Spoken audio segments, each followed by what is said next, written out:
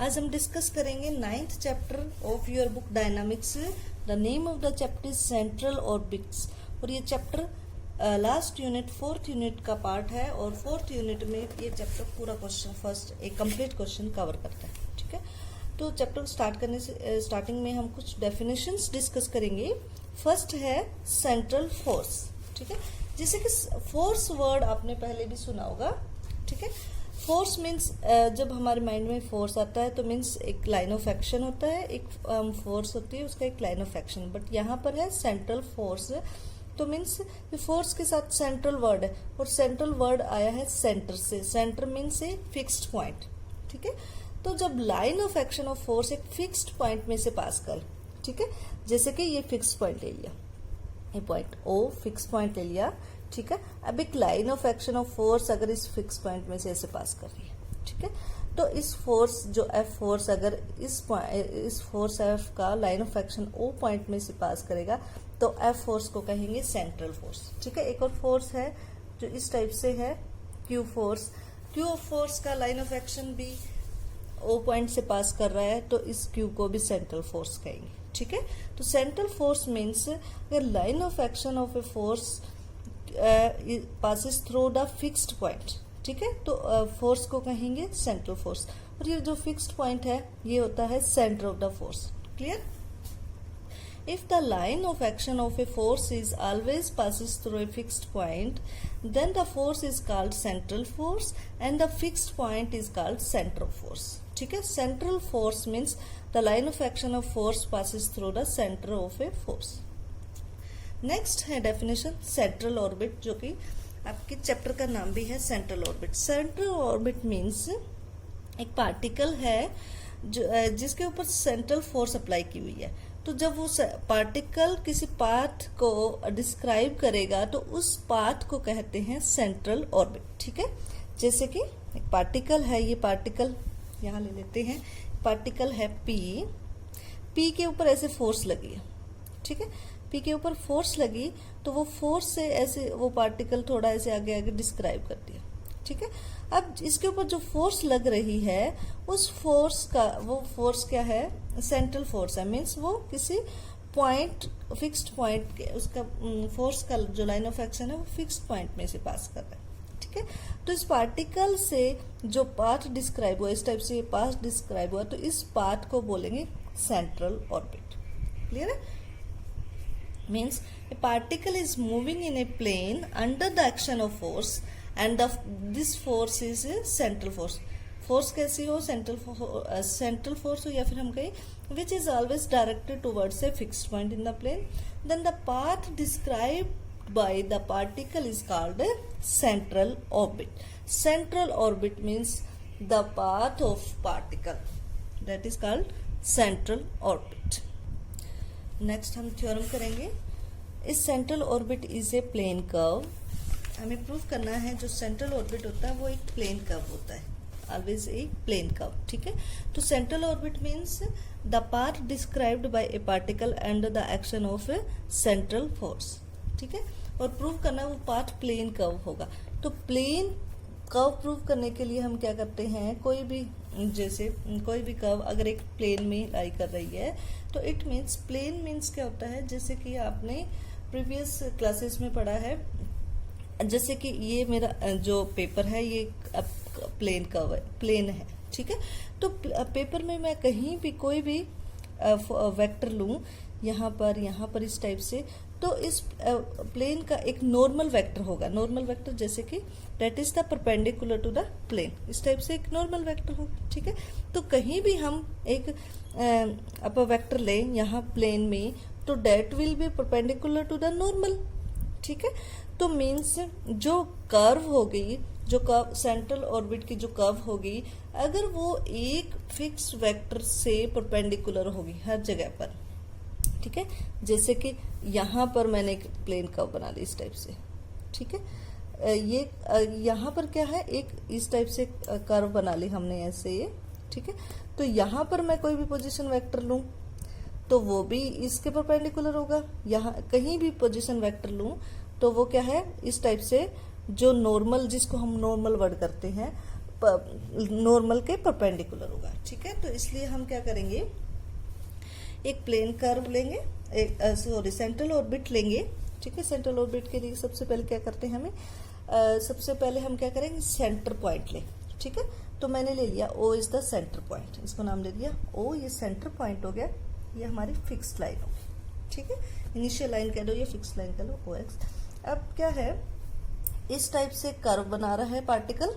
ठीक है, और ये यहाँ इस टाइप से कर्व बना रहा है पार्टिकल, जैसे कि पार्टिकल किसी पॉइंट P पे पहुंचता है एट टाइम T, तो इसके ऊपर जो फोर्स लग रही है, इस टाइप से फोर्स लग रही है।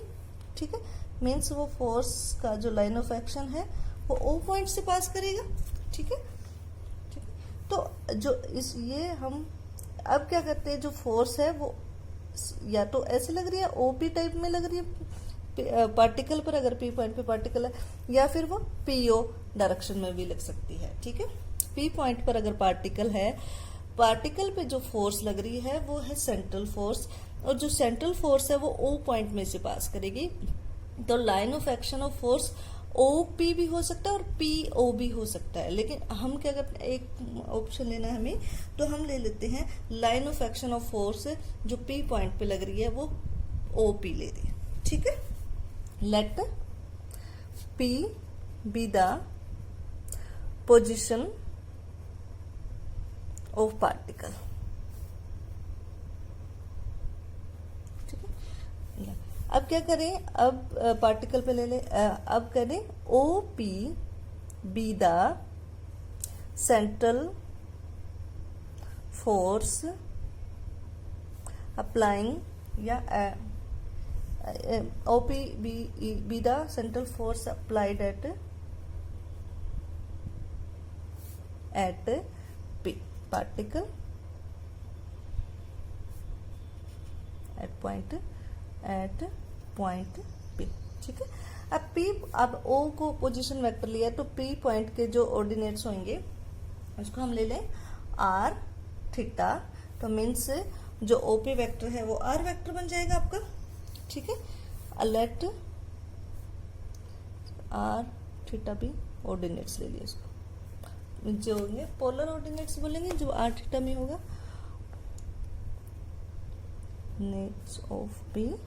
ठीक है, सो OP वेक्टर क्या बन जाएगा आपका, R वेक्टर बन जाएगा। ठीक है, हाँ, अब क्या है, अब इस P जो पार्टिकल है, पार्टिकल ये पाथ डिस्क्राइब कर रहा है, ये पाथ बना रहा है, तो अब P पॉइंट पर ओनली फोर्स लगी है OP वेक्टर पर। ठीक है, अब ओनली फोर्स लगी है OP की फॉर्म में, और OP वेक्टर है R वेक्टर, तो हम कह सकते हैं, ठीक है, हंस द एक्सेलरेशन वेक्टर। अब देखो हम कह सकते हैं the only force acting on particle P is along OP, hence the acceleration vector, जो एक्सेलरेशन वेक्टर होगा, हेंस द एक्सेलरेशन वेक्टर, ठीक है, एक्सेलरेशन वेक्टर होगा d2r/dt square is parallel to क्या हो जाएगा, OP वेक्टर हो जाएगा। ऐसे ही फोर्स लगी, हमने ऐसे कंसीडर कर लिया। ठीक है, OP with the central force, ये सेंट्रल फोर्स लगी है, तो सेंट्रल फोर्स यहाँ पर एक्सेलरेशन की फॉर्म में, एक्सेलरेशन को ही सेंट्रल फोर्स कहेंगे, तो यहाँ पे d2r/dt स्क्वायर, और जो R वेक्टर है वो पैरेलल है, तो ठीक है, ये दो पैरेलल वेक्टर है, तो उसका क्या हो जाएगा, क्रॉस प्रोडक्ट 0 हो जाएगा, क्योंकि पैरेलल वेक्टर में क्या होता है, साइन एंगल आता है। ठीक है, तो पैरेलल में क्रॉस प्रोडक्ट इनका 0 हो जाए। ठीक है, डेट इज हम कह सकते हैं d2r/dt square cross R vector is equal to 0। ठीक है, 0 क्यों हुआ, ऐसे ही इसके ऊपर फोर्स लगी है, ऐसे ही R वेक्टर की पोजीशन है, तो d2r/dt square cross with R vector is equal to 0। ठीक है, अब अगेन हमें पता है दो जो वेक्टर्स होते हैं, दो वेक्टर्स होते हैं, अगर दोनों वेक्टर सेम हो तो उनका क्रॉस प्रोडक्ट 0 हो जाता है। Also we know that A cross A vector क्या हो जाता है, हमेशा 0 होता है, तो देन अगर हम dr बाई dt ये वेक्टर लें, इनका भी dt का भी क्रॉस प्रोडक्ट 0 होएगा। ठीक है, अब क्या है, इस इक्वेशन और इस इक्वेशन को अगर हम ऐड करते हैं, ठीक है, इक्वेशन 1 और इक्वेशन 2, तो हम करें ऐड 1 एंड 2, आपका क्या बनेगा, d2r बाई dt स्क्वेयर, यहाँ पे r वेक्टर है, ठीक है, cross r vector plus dr by dt cross dr by dt is equal to 0। अब ये किस फॉर्म में बनता है, ये आपका बनता है डेरिवेटिव डी और dt of dr by dt cross r vector, ठीक है, इज इक्वल टू 0। ठीक है, ये जो टर्म है ये इसका डेरिवेटिव फॉर्म में बन जाता है। ठीक है, अब हमें पता है इसका, अगर इस टर्म का ये डेरिवेटिव 0 है, इट मीन्स, ठीक है, इट मीन्स जो ये वेक्टर का अगर derivative 0 means vector is equal to constant vector होगा। ठीक है, this implies dr by dt cross r vector is equal to constant vector. ठीक है, तो इसको मैं कंसीडर कर लिया h से, इसको कह दिया h क्या है, यहाँ पर एक कांस्टेंट वेक्टर हो जाएगा इसका, क्योंकि dr by dt cross r vector का। अब हमें पता है, अब एक रिजल्ट यूज करते हैं यहाँ पर, जो आपने प्लस 2 में भी किया होगा या फर्स्ट ईयर में वेक्टर एनालिसिस में किया।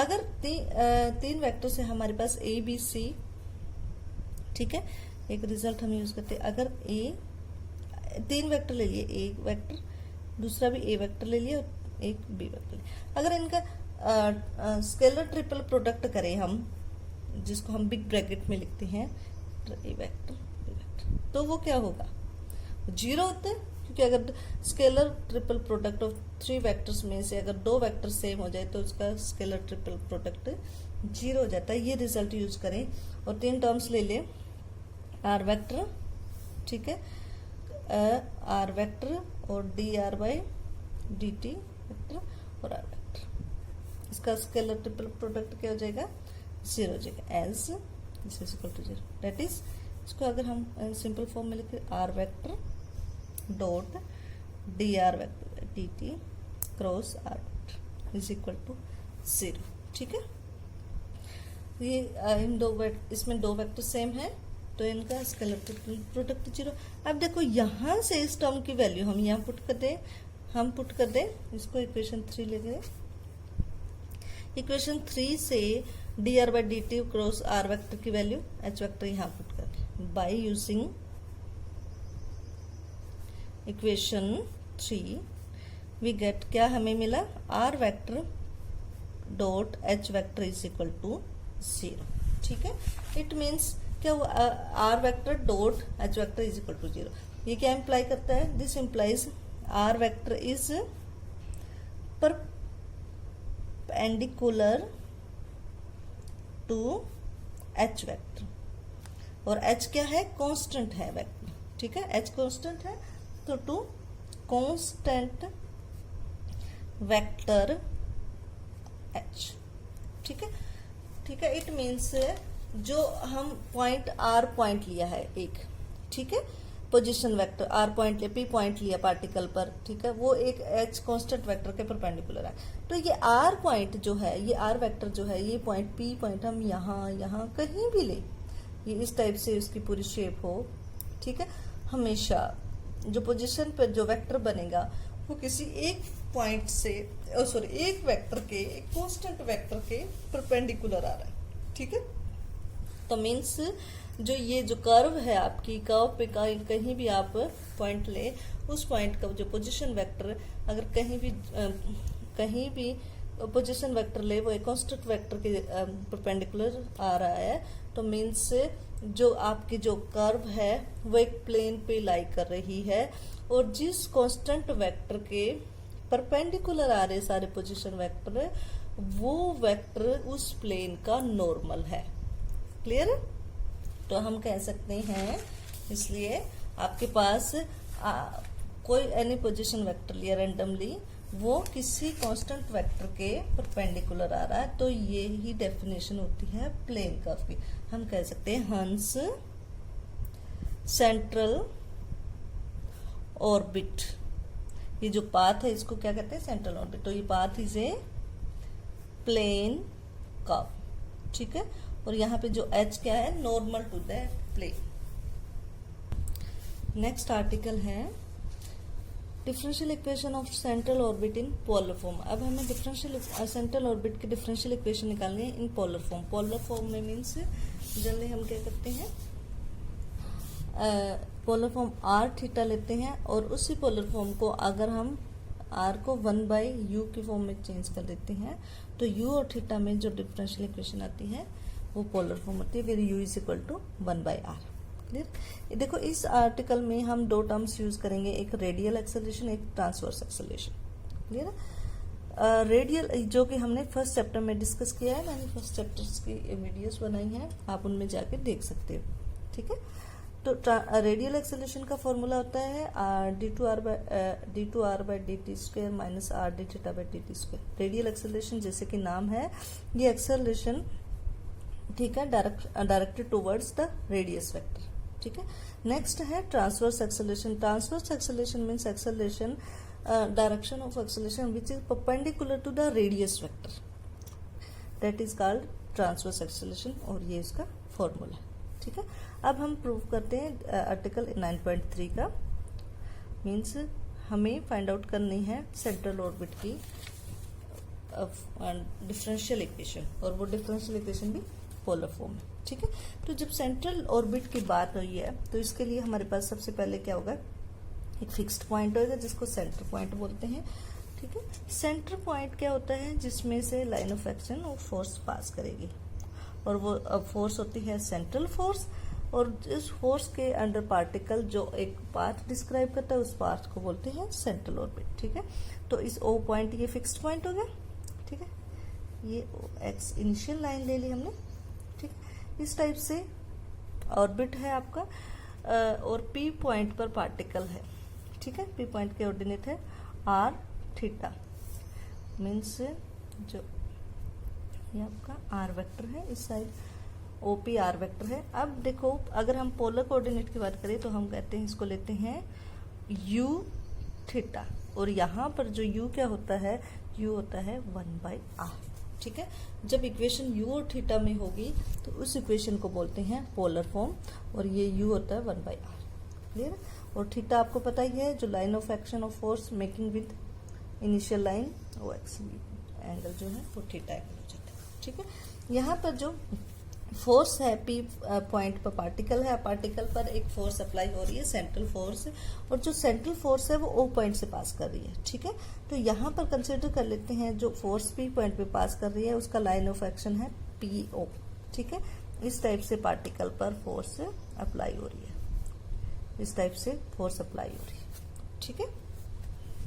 तो हम लिख सकते हैं, since particle directed towards the pole है, ठीक है। तो हम लिख लेते हैं the particle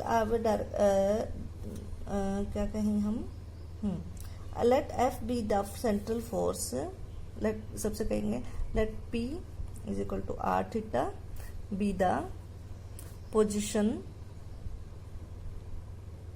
of particle and M be the mass of particle. Clear है, हम उसका मास ले लेते हैं, ठीक है। Let F be the central force per unit mass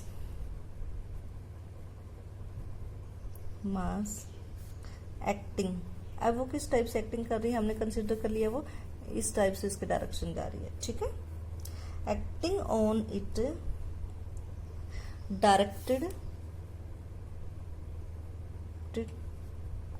towards O, ठीक है।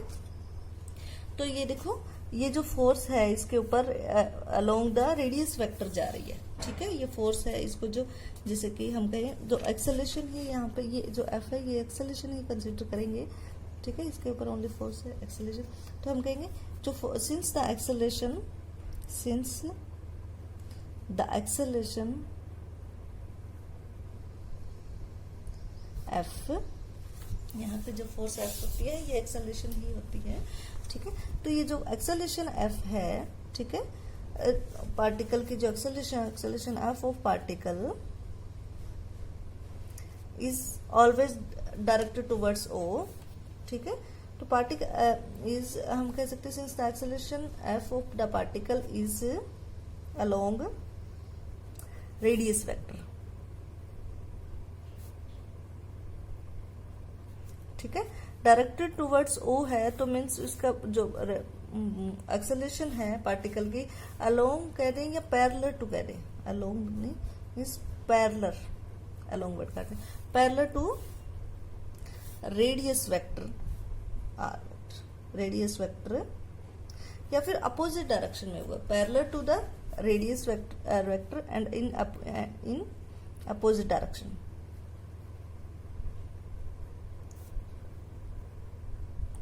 क्योंकि रेडियस वेक्टर का डायरेक्शन तो आपकी ओपी की फॉर्म में है और जो एक्सेलरेशन है वो क्या है, पीओ के डायरेक्शन में जा रहा है, ठीक है।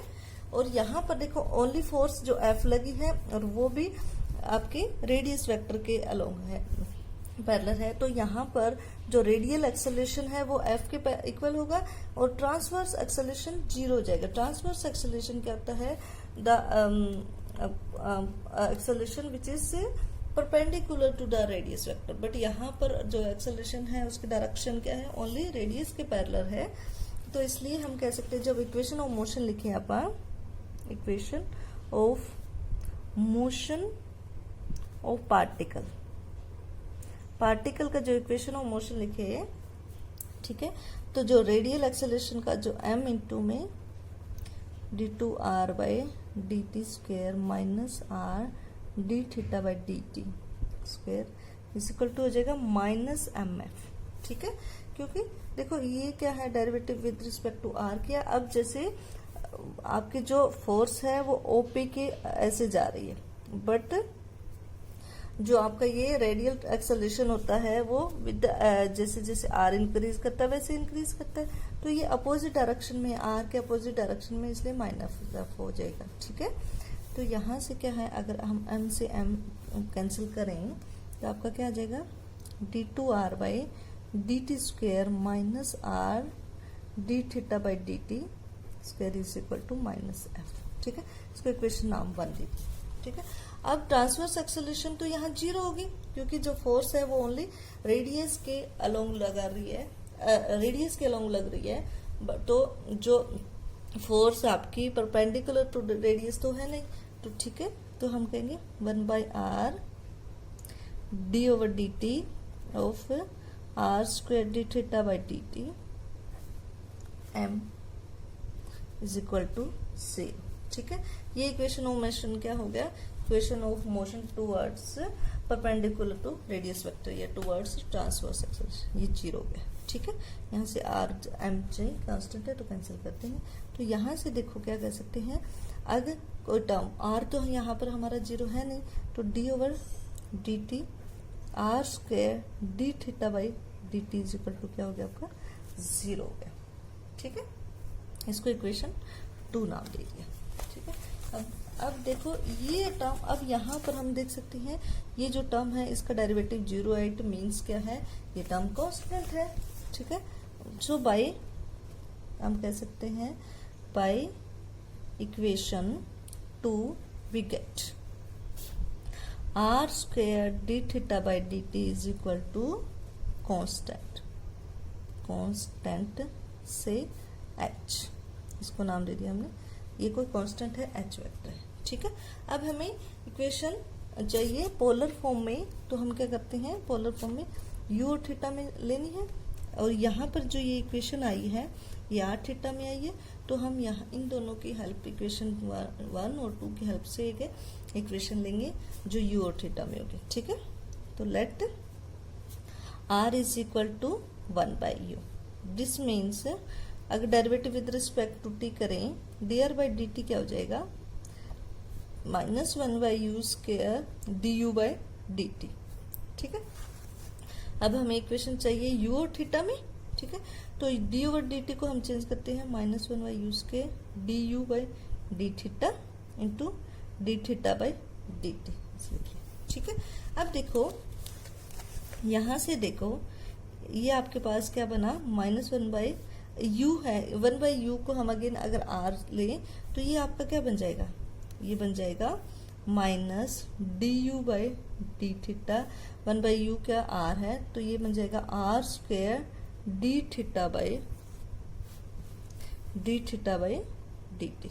ठीक है, अब ये r square d theta by dt की वैल्यू यहाँ से क्या आई है, h आई है। ठीक है, तो यहाँ से आपके पास dr/dt क्या बन गया, हाँ -h du/d थीटा। ठीक है, यहाँ से क्या हो गया, dr/dt आपका बन गया du/d थीटा। अगेन अब क्या करें, अगेन इसका again derivative with respect to t करें तो क्या बनेगा, d2r/dt square is equal to -h तो कांस्टेंट है। ठीक है, d2u/d theta square into d theta by dt, ये बन गया।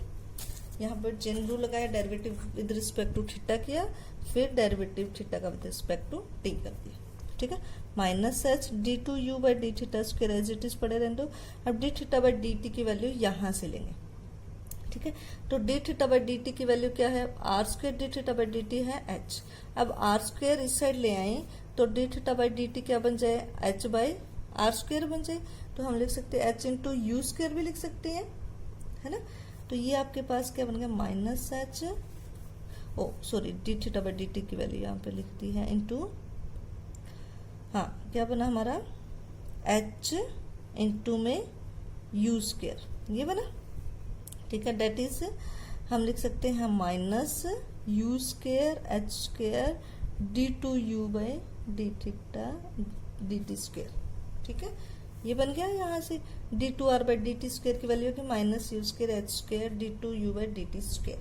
ठीक है, अब देखो यहाँ से dr/dt की वैल्यू ले ली और ये d2r/dt की वैल्यू इक्वेशन 1 में पुट कर दो। सॉरी यहाँ से हम इक्वेशन को कौन सी इक्वेशन में पुट करेंगे, सॉरी इक्वेशन 1 में ही पुट करेंगे, d2r/dt स्क्वायर की वैल्यू पुट करेंगे, d थीटा/dt की वैल्यू तो यहाँ से। ठीक है, क्या क्या पुट करेंगे, क्या क्या पुट करेंगे हम, d2r/dt स्क्वायर की वैल्यू ये यहाँ पे पुट कर दो एक तो। ठीक है, फिर d थीटा/dt की वैल्यू यहाँ से पुट कर दो, यहाँ पर क्वेश्चन 1 में। अब हम लिखें put the values of d2r/dt square and d theta in equation 1। या एक तो ये वैल्यू पुट करेंगे हम, एक तो यहाँ से ये वाली वैल्यू पुट करेंगे, डी थीटा/dt की वैल्यू यहाँ से h u स्क्वायर आ जाएगी, r स्क्वायर इधर जाके, एक d2r/dt स्क्वायर की वैल्यू यहाँ से इक्वेशन 1 में पुट करने के बाद आपका क्या बनेगा, ये आ जाएगा -h square u square d2u/d theta square -1/u h square u⁴ is equal to -f। तो इसको सॉल्व करेंगे तो d2u/d theta square plus h square से h स्क्वायर है, उसमें यूज होते हैं HPR। ठीक है, तो यहाँ पर मेनली P और R में पैरेलल इक्वेशन होती है। ठीक है, तो अब वहां पर क्या होता है, P और R, वेयर P क्या है, P क्या है, जैसे P पॉइंट पर ये पार्टिकल है यहाँ पर, या फिर मैं इसको Q पॉइंट बोल दूं कि इस पार्टिकल है ऑर्बिट में जिसके ऑर्डिनेट से r थीटा। तो यहाँ पर मैंने P पॉइंट पर टेंजेंट ड्रॉ किया, ये टेंजेंट ड्रॉ किया, ये टेंजेंट बना। अब इस टेंजेंट पर मैंने O पॉइंट से परपेंडिकुलर लाइन ड्रॉ की। ठीक है, तो ये O से हमने परपेंडिकुलर लाइन ड्रॉ की टेंजेंट पर, तो इस पॉइंट पर, इस पॉइंट को मैं नाम दे दूं A। तो OA जो डिस्टेंस है वो P पॉइंट। ठीक है, मैं लिख दिया the P B the length of perpendicular from pole O to tangent at P. ठीक है, तो पी क्या है, लेंथ होगी, कितनी लेंथ होगी, ओ ए लेंथ होगी। ठीक है, तो अब पेडल फॉर्म में होती है जो इक्वेशन, वो इक्वेशन में होती है पी और आर। ठीक है, इसमें ऑर्डिनेट्स जब पी और आर में हो तो वो पेडल फॉर्म बन जाती है। ठीक है, ये मेथड बिल्कुल इजी है। आपके पास एक इक्वेशन होती है, उस इक्वेशन में हमारे पास होता है 1/p² is equal to 1/r² plus 1/r⁴ dr/d θ का स्क्वायर। ये एक इक्वेशन होती है। अब इस इक्वेशन में हम dr/d θ को रिप्लेस कर देंगे p और r से, तो वो इक्वेशन जो बनेगी वो पेडल फॉर्म इक्वेशन बनेगी। इसके लिए हम क्या करेंगे, सबसे पहले हम करेंगे 1/r को let 1/r is equal to u ले लिया, फिर इसको डिफ्रेंशिएट किया तो 1/r² dr/d θ क्या बन गया, du/d θ बन। ठीक है, अब जो इक्वेशन है, ये इक्वेशन यहाँ पे dr/d θ की वैल्यू du/d θ पुट कर लेना, वहां से आपके पास आ जाएगी। दिस इम्प्लाइज ये, अब dr/d θ की वैल्यू यहाँ पुट करोगे तो आपके पास क्या बन जाएगी, 1/p² is equal to u² plus,